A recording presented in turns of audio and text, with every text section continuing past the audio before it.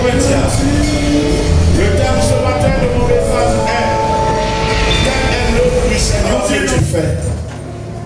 Dieu fait beaucoup pour nous. Des gens aussi tentent de servir Dieu. Mais à ton niveau, où on en est avec l'œuvre de Dieu? Où on en est avec la responsabilité? Si tu en as. Si tu n'en as pas, pourquoi tu n'as pas? Je veux que tu t'imposes. Tu te poses la question. Vous savez, je l'ai souvent dit, un enfant dans une maison qui ne fait rien n'est pas un bon enfant. Un enfant est appelé à faire quelque chose dans la maison.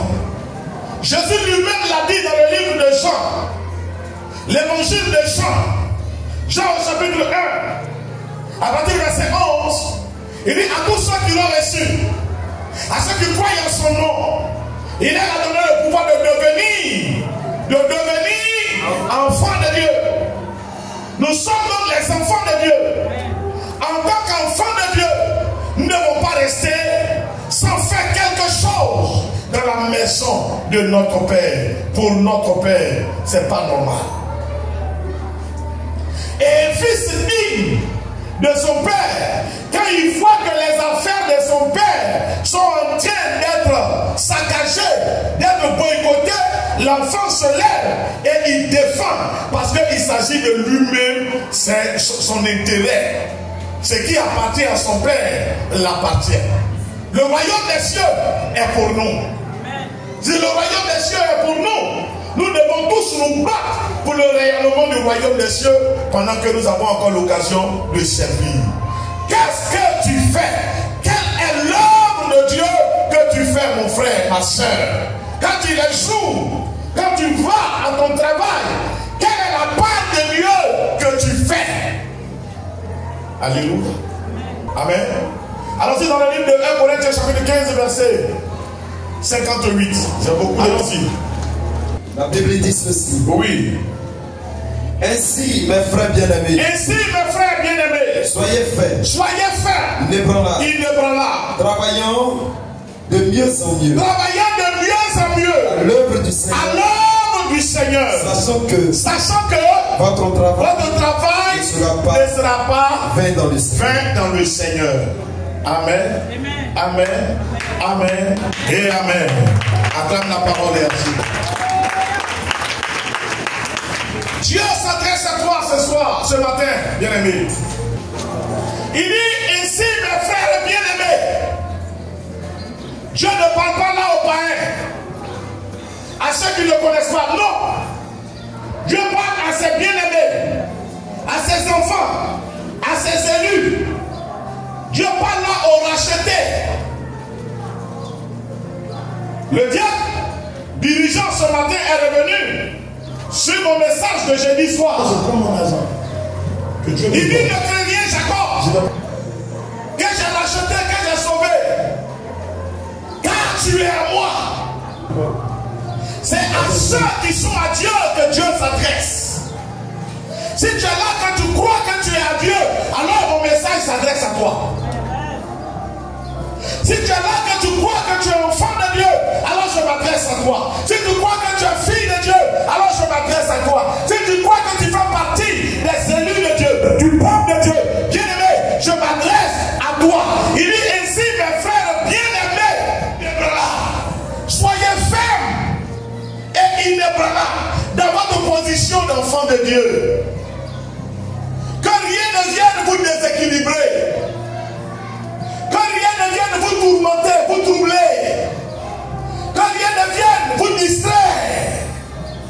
Soyez fermes et inébranlables. Quand on dit quelqu'un est ferme, c'est qu'il est solidement comment? Bâti. Lorsque le diable nous pousse avec les épreuves qui nous trouvent fermes, j'ai dit le jeudi soir, si je te dis que tu ne seras pas attaqué, je t'ai menti. Si je te dis que les épreuves ne vont pas venir devant toi, je t'ai menti. Mais ce que Dieu dit, c'est que lorsque tu traverseras le feu, il sera avec toi. Lorsque tu seras en train de traverser les eaux profondes, il sera avec toi. Lorsque tu seras en train de traverser les fleuves, il sera avec toi. Pourquoi? Parce que tu es à lui. Ça veut dire que tu vas traverser les fleuves. Ça veut dire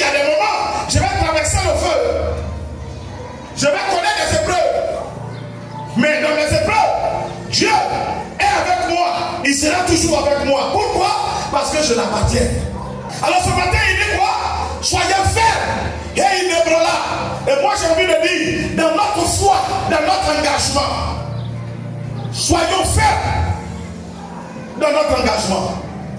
Tellement nous sommes fermes dans la décision que nous avons prise d'avoir Dieu comme Père et de marcher avec lui selon ses lois, selon ses principes. Servons-le. Parce que nous savons que c'est le meilleur chemin. Nous savons qu'il n'y a pas mieux que lui. Nous savons qu'il n'y a pas plus grand que lui. Il n'y a pas plus beau que lui. Dans la maison de Dieu, soyons tous serviteurs de Dieu. Et si tu es là, que tu ne sers pas Dieu, revoir, il faut te revoir. Et j'aime souvent dire que le service de Dieu même équilibre l'élu. Le service de Dieu équilibre l'élu. Alléluia. Vous allez voir que tous ceux qui sont au service de Dieu, très souvent leur vie chrétienne évolue et s'épanouit.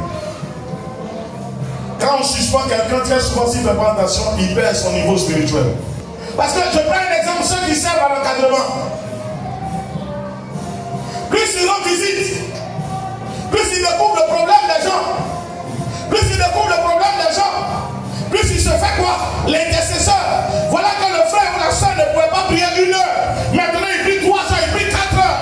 Parce que quand il va finir de prier pour moi, prier pour Sali, prier pour Konon, prier pour maman, prier pour Fayalo, prier pour celui-là, prier pour celle-là. Seigneur, tu as vu, je suis arrivé chez les connais. Voilà ce que j'ai vu. Ils m'ont rien dit. Mais Seigneur, quand j'ai été là, pendant ce temps, voilà ce que j'ai remarqué. Oh Dieu de miracle, souviens-toi d'eux, souviens-toi d'eux. J'ai fait pratiquement 2 minutes. Alléluia. Il se retrouve en train d'avoir une grande vie de prière. Mais pourquoi? À cause de sa fonction. Et lui, qui hier était combattu, n'est-ce pas, tout le temps. Les gens venaient torpiller de son ventre pour le rendre malade. Voici qu'il s'oublie. Il découvre qu'il a fait 1 mois, il a fait 2 mois, il a fait 3 mois, il a pris mal. Mais pourquoi? Parce que le feu de Dieu est allumé. Qu'est-ce qui a fait que le feu de Dieu est allumé? En exerçant sa charge, n'est-ce pas, qui lui est dévoué.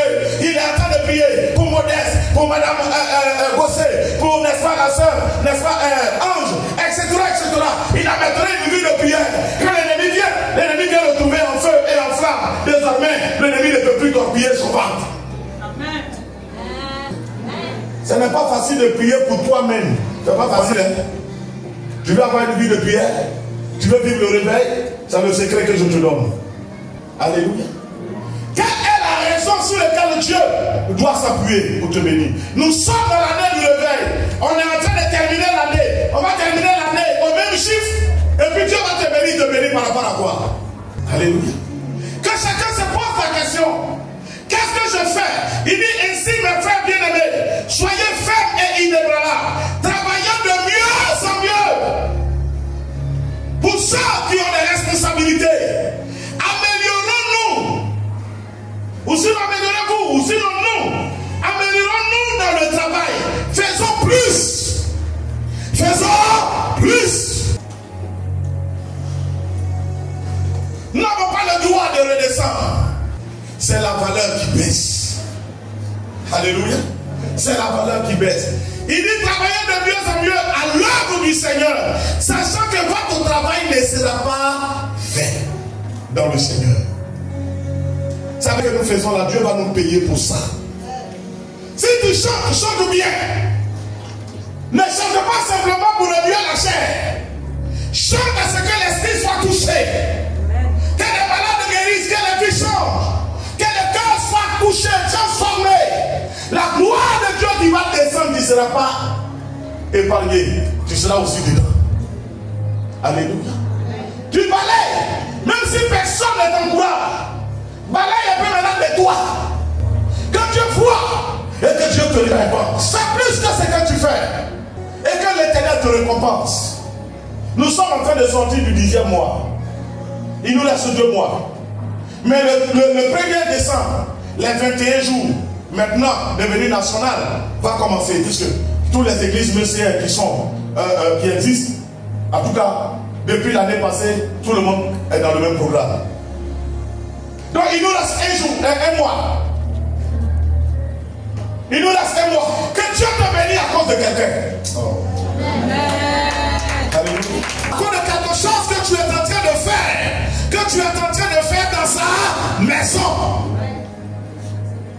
Pour savoir que Dieu te bénit pour ça. Parce que tu as décidé de soutenir un orphelin de façon discrète. Que l'Éternel te bénit pour ça.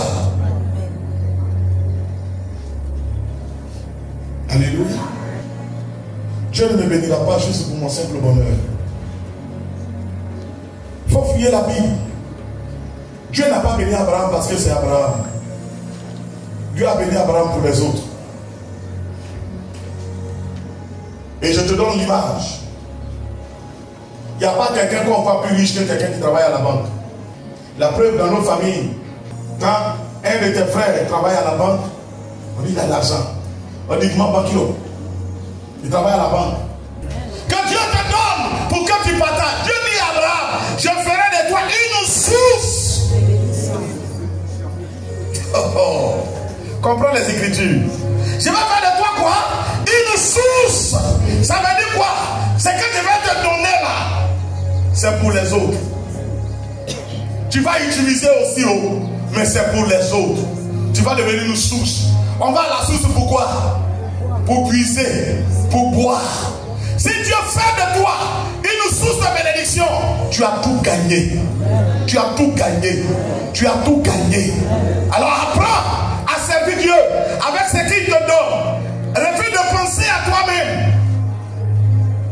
On ne peut pas, Dieu ne peut pas te frapper parce que tu as eu ton salaire, tu as eu ton quoi, le revenu de ton commerce et que tu as payé à quelqu'un, tu as mangé, Dieu ne va pas te tuer. Dieu ne va pas te tuer parce que tu as payé des habits pour porter, Dieu ne va pas te tuer. Mais là où Dieu sera mécontent, c'est que du 1er au 31, c'est toi, rien que toi et rien que toi. Personne ne profite de toi. Alors quel est l'intérêt de te bénir et de t'en donner? C'est quoi? La Bible dit que Dorcas, Tabitha, faisait des œuvres. C'est elle qui, quand ils sont de passage, c'est elle qui prépare pour eux. Ils mangent. Son argent, elle tissait. Son argent, elle met à leur disposition. C'est pas ça? C'est pas ça? La Bible dit qu'elle s'occupait des orphelins. Pratiquement tout le monde mangeait chez Tabitha. Le jour, Tabitha est tombée. Il a dit non, tu n'as rien dit. Est-ce que tu sais ce que tu viens de faire? Quand tu as dit que c'est la bouche des orphelins que tu as fermé comme ça. C'est nous-mêmes désormais, c'est-à-dire que c'est notre séjour là que tu as mis faire comme ça. Et ta vie, tu ne peux pas mourir. S'ils ont creusé ta tombe, c'est pour quelqu'un d'autre. La Bible dit qu'il a chassé tous ceux qui étaient là. Pierre s'est couché corps à corps sur le corps. La Bible dit qu'il a prié jusqu'à ce que Tabitha revienne à la vie. Et Dorcas s'est réveillé de la mort.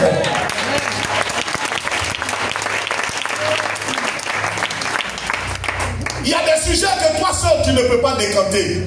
Ce sont tes dons, tes œuvres qui les décantent. Parce que tes actes multiplient la prière en ta faveur.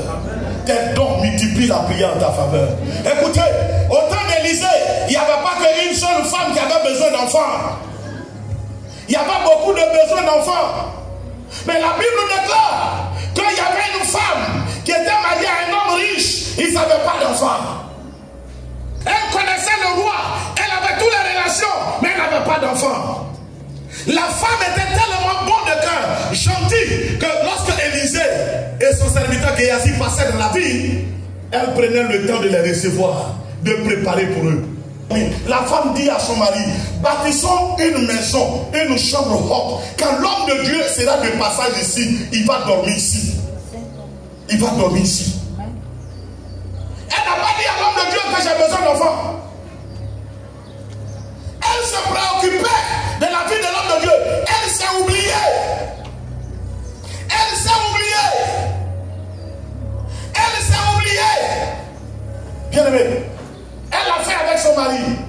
L'homme de Dieu de passage a trouvé la maison. Ils l'ont hébergé dedans. Il était tellement content. Il a appelé la femme et dit, qu'est-ce que tu veux que je fasse pour toi? De parler de toi au roi. Elle dit, le roi là je le connais. On les dit. Qu'est-ce que tu veux? Elle dit rien. Tu es un homme de Dieu. Je veux que tu sois bien. C'est pourquoi tu as demandé à mon mari, on va faire. Élisée dit c'est foutaise. On ne peut pas faire quelque chose pour moi, Élisée, puis ça va rester gratuit. Il y a des gens qui n'acceptent pas gratuit. Il faut faire partie de ces personnes. Amen. Si quelqu'un t'a fait un don, il faut qu'il bénéficie de ce don. Amen. Toi, tu n'es pas gratuit, tu n'es pas doufa. L'homme de Dieu mena des enquêtes et il trouva qu'elle a tout ce qu'il faut. Mais seulement, elle n'a pas d'enfant. Le serviteur vient dire au prophète, j'ai vu sa faiblesse. Elle n'a pas d'enfant. Élisée appela la dame et dit, madame, j'ai vu que tu n'as pas d'enfant, l'année prochaine tu auras un enfant. Elle dit, il ne faut pas blaguer ta servante. Elle ne me croyait plus. Elle dit, il ne faut pas blaguer ta servante. Alléluia. Élisée dit, je ne te blague pas, mais ainsi te parle l'Éternel. L'année prochaine, à la même époque, tu embraseras un enfant. Ceux qui travaillent pour Dieu là, ils ne sont pas bêtes. C'est le chemin pour avoir la grâce de Dieu. Ceux qui donnent au Seigneur, ils ne sont pas bêtes. C'est le chemin pour avoir la grâce de Dieu. Ceux qui évangélisent, ils ne sont pas bêtes. C'est le chemin pour avoir la grâce. Tu es enfant de Dieu. Tu ne fais rien dans la maison de ton Père. Même si demain l'héritage te revient, ça va s'éclater. Ça va s'éclater. Est-ce que je me fais comprendre? Oui. Et la Bible dit, Élisée est parti. L'année prochaine, à la même époque, la femme a reçu un enfant. Amen. La stérilité a été brisée. Quand l'enfant est mort, quelque temps après, l'enfant est mort. Elle a couru, elle est allée à l'homme de Dieu. La vie qu'elle a surpris. On dit l'homme de Dieu l'a vu venir de loin. Parce que non seulement il a prié pour qu'elle ait l'enfant, mais l'homme de Dieu surveillait cette femme. Parce qu'elle était devenue son intérêt. Amen. Tu as intérêt de qui?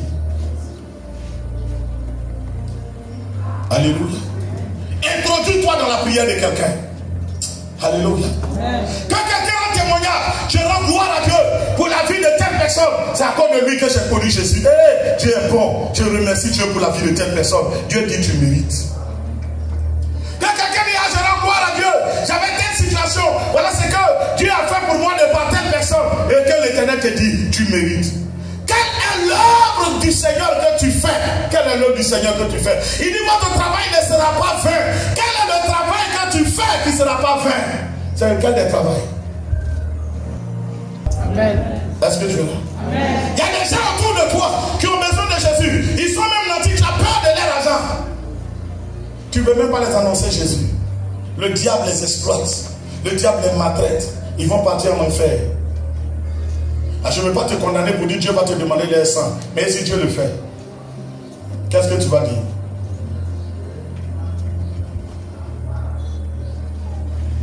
Alléluia.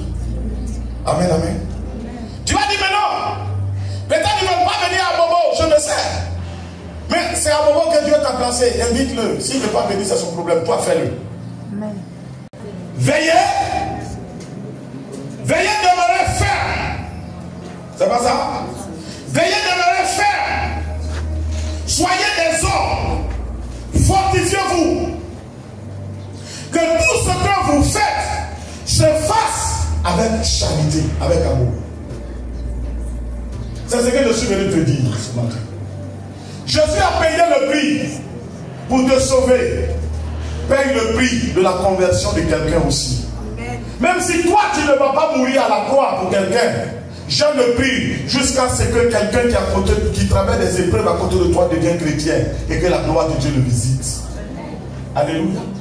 Que ton témoignage soit source de foi de quelqu'un. Et je te donne ce témoignage, je dis à quelqu'un, il y a une dame qui a été visitée comme ça du Seigneur. Par le Seigneur. Elle avait besoin d'enfants. Et puis elle s'est convertie. Elle est entrée dans le département d'évangélisation. Et elles sont allées évangéliser. En allant évangéliser, elle est tombée sur une amie de son ancien quartier où elle était avec son mari.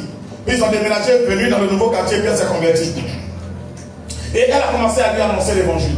La dame, devant les autres, l'a écouté. Et puis elle a balancé au visage. Tout ce que tu as dit là, ça paraît tellement vrai. Mais si c'est vraiment vrai, pourquoi depuis là Dieu ne t'a pas donné enfant?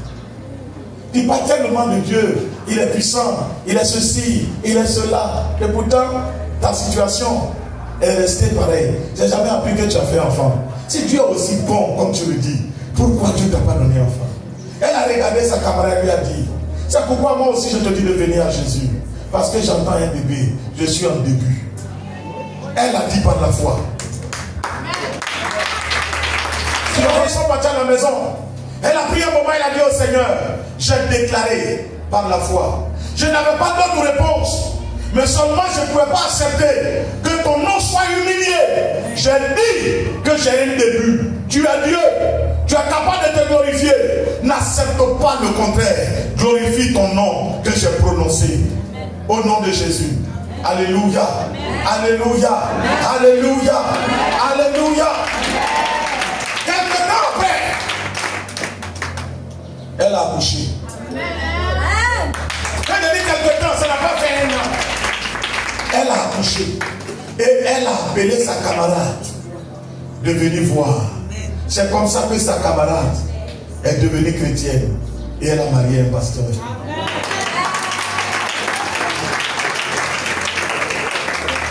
Non pas pour marier forcément un pasteur, mais chemin faisant, celui qu'il a aimé, qui a demandé sa mère qu'il a épousé, il était un pasteur. Un pasteur assemblée de Dieu. Je connais très bien l'histoire. Et je connais très bien le couple. Alléluia. Alléluia. Amen. Est-ce que tu comprends bien? Qu'est-ce que tu fais que Dieu va récompenser dans ta vie? Va te dire que tu ne sais pas prêcher l'évangile. Quel évangile tu ne sais pas prêcher? Tu n'as pas d'histoire. Ton histoire est ton évangile. Dieu n'a jamais rien fait dans ta vie. Ce que Dieu a fait dans ta vie, c'est le début de ton évangélisation. Connais un témoignage. Tu as là connais. Tu as un témoignage ou tu n'as pas un témoignage? Quelqu'un peut se donner à Dieu, oui ou non, à cause de ça? Tout le monde a un témoignage. Le témoignage de connaît, ça s'appelle comment? Soyons tous serviteurs. Chacun, d'autres ont été guéris, d'autres ont été délivrés, d'autres ont été restaurés, d'autres ont eu des enfants, d'autres, etc., etc. C'est que Dieu a fait pour toi. Va l'annoncer. Pierre dit, on peut nous empêcher de vivre pour les autres. Mais ce qu'il a fait pour nous-mêmes, pour moi-même, on ne peut pas m'empêcher de l'annoncer. Oh ben, Dieu n'a jamais rien fait pour toi. Prends ça comme ton sujet de témoignage. Va prêcher Jésus. Que les gens soient convertis et que l'Éternel te récompense. Que Dieu décide, n'est-ce pas, une nouvelle étape pour toi. Que Dieu décide pour toi une autre diapason dans le nom de Jésus. Mais il a fait pour toi, tu es assis dessus. Le 10 000. Pourquoi tu as le fait? Alléluia. Pour ton œuvre, Jésus, prends-moi pour ton œuvre. Prends-moi pour ton œuvre. Seigneur, quand tu veux. Est-ce que tu comprends bien? Il y a des gens, si elles n'étaient pas venues en Jésus, elles n'allaient jamais se connaître. Il y en a, s'ils ne sont pas venus en Jésus, ils n'allaient jamais connaître. Mais c'est des témoignages. C'est des témoignages. C'est des témoignages. Il y en a qui ont besoin de ça. Elles sont allées 10e essai. Elles sont allées 6e essai. Elles-mêmes, quand tu lui demandes, dans ta vie, tu as commis combien de garçons, elles font comme ça. Parce que si elle t'a dit, tu vas faire yeah! Mais c'est dans sa choix de se marier. Lui, il est venu, la bouteille, il est parti. La bouteille, il est parti. Il a goûté, il est parti. Il a goûté, il est parti. Il a goûté, il est parti. Annonce Jésus à cette dame. Qu'elle vienne et que le lien soit brisé. Et qu'elle rentre dans le foyer au nom de Jésus-Christ de Nazareth. Alléluia. C'est ce que je suis venu te dire. Si tu es d'accord avec moi, tu vas te donner du bon papier.